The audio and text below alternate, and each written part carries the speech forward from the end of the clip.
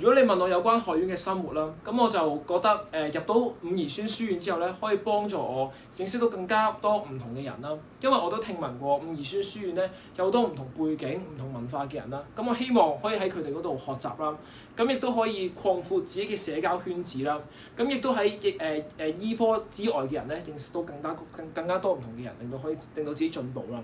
咁對於我嚟講咧，我學院嘅生活咧係非常之易脱嘅，因為咧我覺得喺同一班人喺同一個地方嗰度一齊做同樣嘅嘢，一齊生活，咁我覺得係非常之好嘅事啦。我亦都聽過好多讀伍宜孫書院嘅人同我講過咧，讀同一個 college 咧係可以幫助佢哋成為一世嘅好朋友啦。我都好希望有呢一種感覺啦。咁所以咧我都好想就讀呢一個書院啦。咁咧至於講到咧，我喺大學度有啲咩想達成啦。咁首先咧，我希望喺大學度可以接觸到一啲更加多唔同嘅人啦。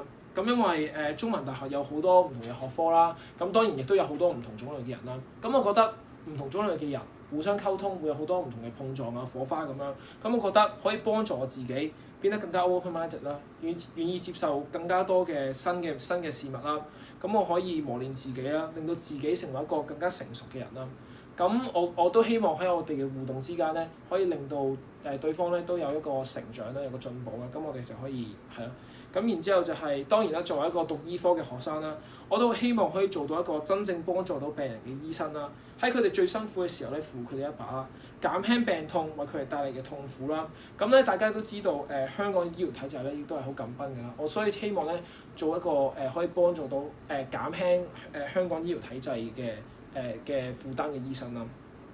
咁咧，除咗讀書之外咧，我都有好多唔同嘅興趣啦。例如咧喺運動方面啦，我好中意打籃球啦、打水球啦同埋游水啦。